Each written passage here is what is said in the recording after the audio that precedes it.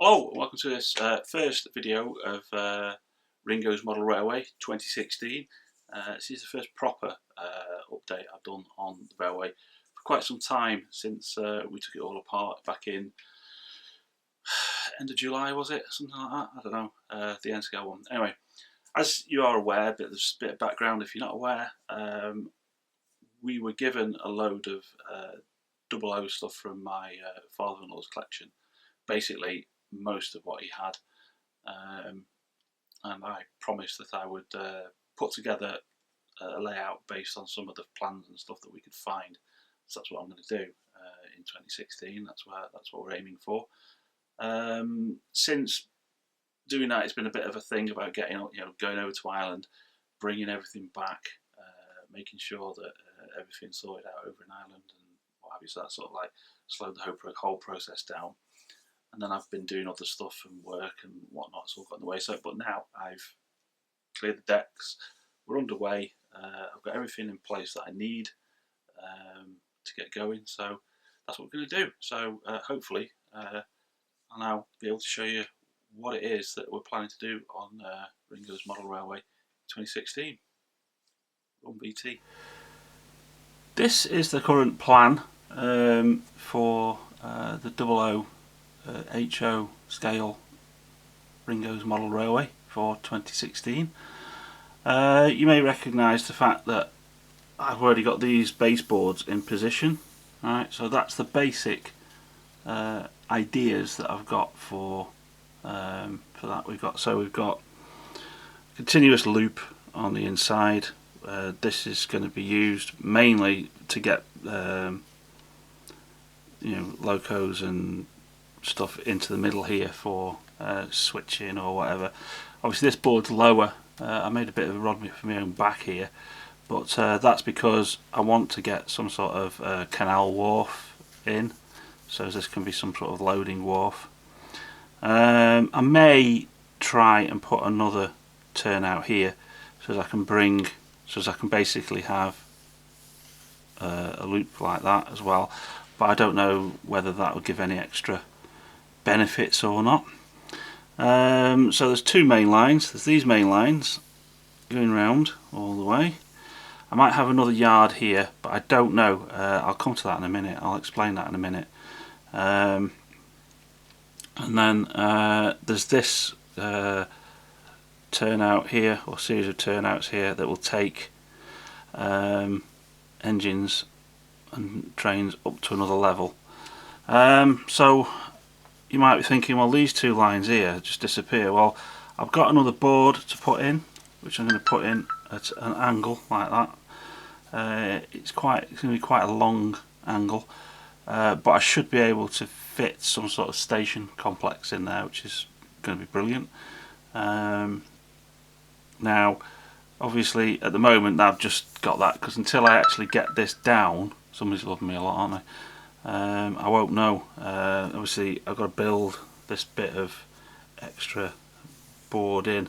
I've got this section already, it's just the joiny bits here that I've got to work out and get them cut. So that's like the lower level, right? And that's sort of basically what it looked like. Then I've got an upper level with an end to end. Okay, I don't know whether this will come down properly. So we've got this upper level here, and as you see where the trains come up, they'll come up or down onto there. Now that's a bit hopeful. I'm probably going to have to bring the line right the way around and have them come up here because of the gradients, because let's have a little change of plan. Obviously my initial ideas are two small terminus stations and a little station in the middle, backwards and forwards, more like a what's the word, preservation line. This bit over here I was going to use model it on Bury station near me, and this bit over here model it on Rawtenstall station, and then just have a stop in the middle because I live very close to the Bury Rawtenstall or the East Lancs railway. So I was going to try and look at that and then have a little town scene here, which would be Bury, Now, I saw Graham's video on the turntable. It's Graham Fulston, and I was mightily impressed with the turntable setup. So I've contacted the guy, Alistair, at the turntable dudes, and he said that I can get the fitting kit for his turntable, which I'm going to do. So until I got the fitting kit for the turntable, which I'll probably get sometime in February, what I was going to do is lay out all of the bottom bit as far as like here and round there, not worrying about the middle at the moment because that's going to be a bit of a big project, and until I've got the upper level on, I can't really model this bit because I'll need to know what my distances and clearances are, so that'll all be empty. Because I'll start, once I've got this up, that's when I'll actually start doing the modelling. At the moment I'm just in the process of laying track and sorting out wiring and all that sort of stuff. So I might sacrifice the town scene to put in an engine yard with the turntables, because the idea, my original idea was to have manual turntables at either end, so I could just rotate the trains myself. But the turntable that Graham showed is amazing. I still have to have a manual one somewhere because I can't afford to buy two of those amazing turntables. But or I could, I don't know. Until I actually see it on boards, I won't know what I'm doing at these terminuses. But one of them will have an engine yard. Now, whether it be this one will have the engine yard with the turntable, because it all depends on the clearances underneath for these main lines. So wherever the turntable fitting kit goes, I've got to be able to run trains past it. So that's until I've got that, I can't be certain about what's going on up here. But for now, like I say, I'm concentrating on building this bit. You know, getting the track laid for this bit, getting power to it, making this circuit so at least I can have some continuous running. Because I've got a lot of trains that I don't know what they run like yet, because I haven't actually run them because they were over in Ireland. So that's where I am at the moment, and I think now I'll go and show you one of the problems I'm having with one of the trains, and it seems to be a problem with a lot of these DCC fitted trains that I've got. Okay, so bear with, we'll readjust the camera and I'm going to show you what I'm talking about. So just as an aside, I've made myself this little programming track. I'm going to try out a load of stuff on this. It's not finished yet because it's just for the purposes of this video. I thought I'd show it you. But I just soldered a couple of rail joiners on the end of me, some wires to the programming thing, and then I'll have to cut this back and put a buffer on and stuff. But there you go. Anyway, on with the plot. It's this 08, right? This 08 is... I'll just give you a bit of background on these. I love these things. I wanted one for my N-gauge, but I couldn't find a DCC one, and to get DCC fitted, everyone was saying it's impossible or whatever. But anyway, so I'm dead chuffed that we've got 08s now. Only problem is with this beast is it says it's DCC fitted, and I tried to code it to the ECOS, and it just wasn't having it. It would sort of like move a little bit, and it shot off the rail. Graham gave me a very detailed answer or possibility, but he may as well have been talking Latin because I didn't understand what he was talking about. But I'll run through it again and see what happens. Anyway, so I got to the point where I was thinking, well, maybe there's no DCC in it. Maybe someone's taken the chip out at some point, because this is a problem with engines that you haven't bought, nor do you have any instruction manuals for or anything like that. You just don't know what you're dealing with.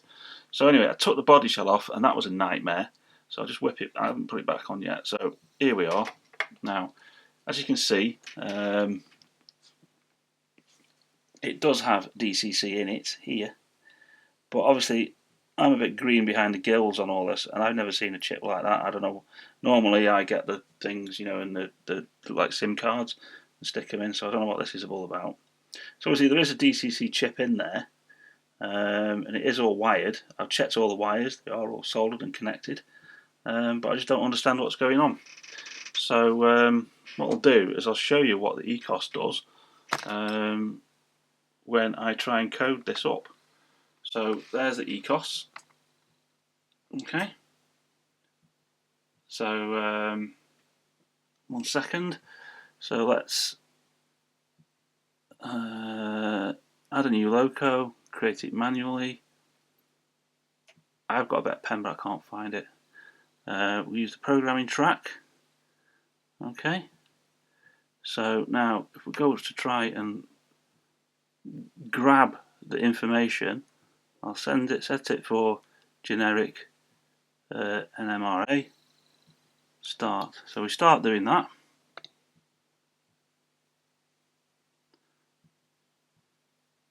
And it's saying nothing, it's not found anything. And with a bit of luck, in a minute,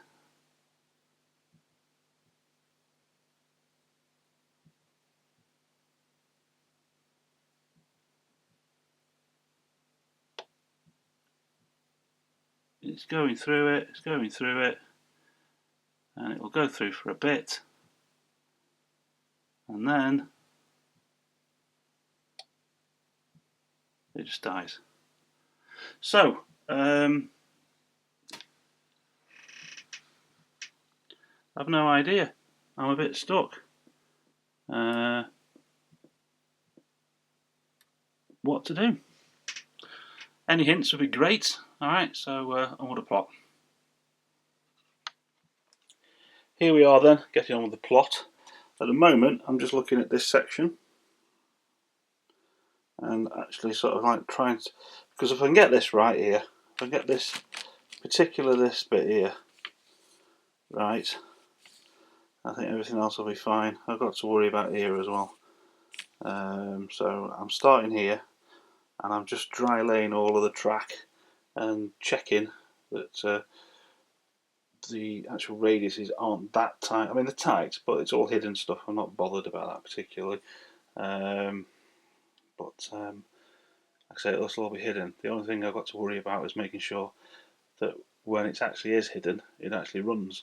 So without having to constantly lift stuff up and put trains on.